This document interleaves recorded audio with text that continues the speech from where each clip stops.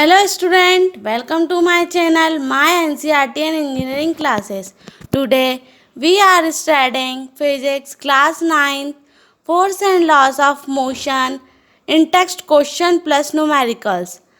Page number NCERT, page number 118 of your NCERT book. Read question number 1 very carefully. Which of the following has more inertia? A. A rubber ball and a stone of the same size. B. A bicycle and a train. C. A 5 rupees coin and a 1 rupee coin. The meaning of the question is निम्नलिखित में से कौन सा में ज़्यादा inertia होगा? Case ए, एक rubber ball में या एक उसी साइज के पत्थर में. How we can write this type of answer? Answer A can be written as stone has more inertia than the rubber ball as the mass of the stone is greater than the mass of the ball. Meaning is जो पत्थर है उसका inertia ज़्यादा रहेगा एक rubber की ball से. सो उसका मास वजन भी ज़्यादा रहेगा पत्थर का एक बॉल से. B section. A bicycle and a train, एक साइकिल और एक ट्रेन में से किसका इनर्शिया ज़्यादा होगा? So answer B can be written as a train has more inertia than a bicycle. Normal सी बात है, ट्रेन का इनर्शिया स्पीड वेलोसिटी ज़्यादा होगी तो उसका इनर्शिया भी क्या होगा? ज़्यादा होगा. C case. A 5 rupee coin and a 1 rupee coin. The answer C can be written as a 5 rupee coin has more inertia than a 1 rupee coin. क्यों? क्योंकि 5 रुपी कॉइन का मास ज़्यादा होगा as compare to 1 rupee coin, तो इसका मोर inertia भी हो, ज़्यादा इनर्शिया भी होगा. Now come on question number 2. Read question. In the following example, try to identify the number of times the velocity of the ball changes. नीचे एक condition दी हुई है, एक मैच हो रहा है फुटबॉल का, उसमें किसकी वेलोसिटी ऑफ द बॉल कैसे चेंजेस होगी. वो कंडीशन है a football player kicks a football to another player of his team who kicks the following towards the goal. The goalkeeper of the opposite team collects the football and kicks it towards a player of his own.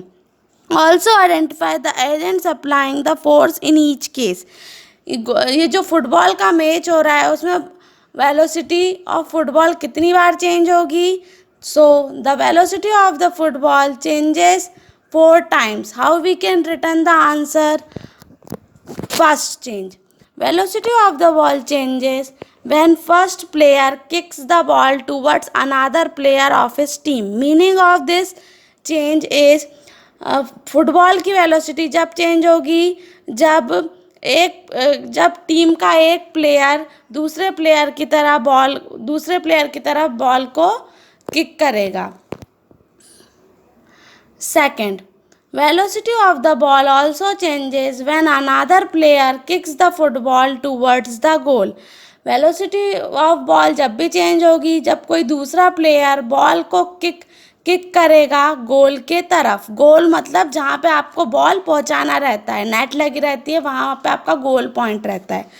Third changes, velocity of the football also changes when the goalkeeper of the opposite team stops the football by collecting it. Football की velocity तब भी change होगी जब दूसरी team का goalkeeper आपकी ball को रोक देगा, स्टॉप ग्रुप में कलेक्ट करके स्टॉप कर देगा. Fourth changes, velocity of the football changes when the goalkeeper kicks it towards player of his team. Football की वेलोसिटी तब भी चेंज होगी जब खुद गोलकीपर किक करेगा बॉल को अपने टीम के प्लेयर के लिए. Come on question number 3. Read question 3. Explain why some of the leaves may get detached from a tree if we vigorously shake its branch. What is the meaning of the question? जब पेड़ हिलता है तो पेड़ की शाखाएं भी हिलती हैं, लेकिन पत्तियां क्यों उसमें लगी रहती हैं? How we can write this type of answer? When a branch of a tree is shaken, it comes in motion. जब पेड़ की शाखा हिलेगी तो वो कौन से कांटेक्ट में आएगी? मोशन के कांटेक्ट में, क्योंकि वो हिल रही है तो मूवमेंट हो रहा है, तो यहाँ पे मोशन आ गया. However, leaves remains at rest and hence detached from the branch due to inertia of rest. लेकिन शाखा हिलेगी, पत्तियां रेस्ट करेंगी, फिर भी वो शाखाओं से जुड़ी रहेंगी. इसमें जो रेस्ट लग रहा है वो कौन सा रेस्ट लग रहा है? मोशन का, inertia of rest. Come on question number 4. Why do you fall in the forward direction when a moving bus brakes to a stop and fall backward when it accelerates from rest?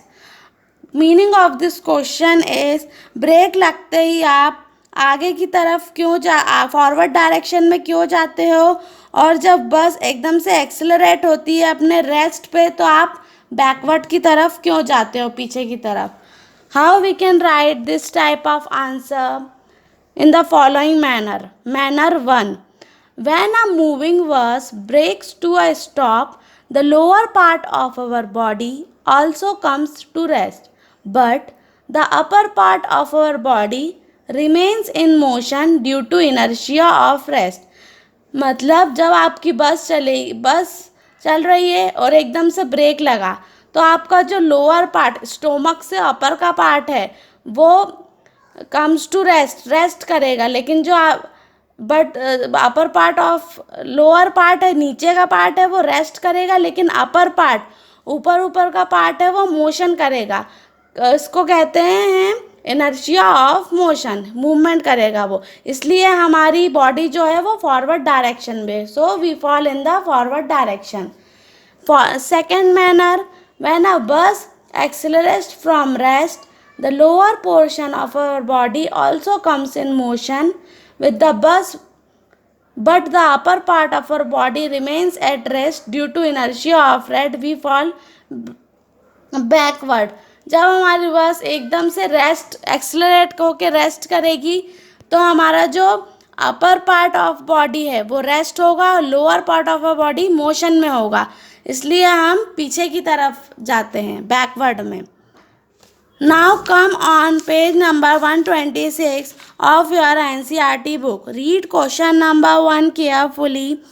If action is always equal to reaction, explain how a horse can pull a cart.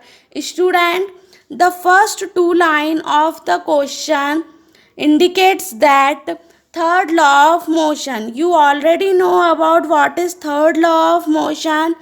Third law of motion statement that every action there is always an equal and opposite reaction. So बस यहाँ पर वही एक example दिया हुआ है कि कैसे घोड़ा खींचता है एक गाड़ी को. तो how we can write this type of answer can be written as, the horse pushes the ground with it foot in the backward direction by pressing the ground. As a result of his force of action, that is backward push, the ground pushes the horse in the forward direction. Hence the horse pulls the cart. घोड़ा जब start होता है, ready होता है चलने के लिए, जब वो अपने फुट पीछे की तरफ बैकवर्ड डायरेक्शन में प्रेस करता है ग्राउंड से, लेकिन वो बैकवर्ड पुश से कहाँ जाता है? फॉरवर्ड डायरेक्शन, आगे की तरफ. मतलब वो पीछे की तरफ खींचता है और वो आगे की तरफ डाल रहा है फॉरवर्ड डायरेक्शन में. तो इस तरीके से क्या लग रहा है? न्यूटन का थर्ड लॉ. इसी तरीके से घोड़ा जो है ब्लॉक कार्ट को खींचता है. Thank you friends. If you have any query and doubt, please write down in comment box. Like and subscribe my channel.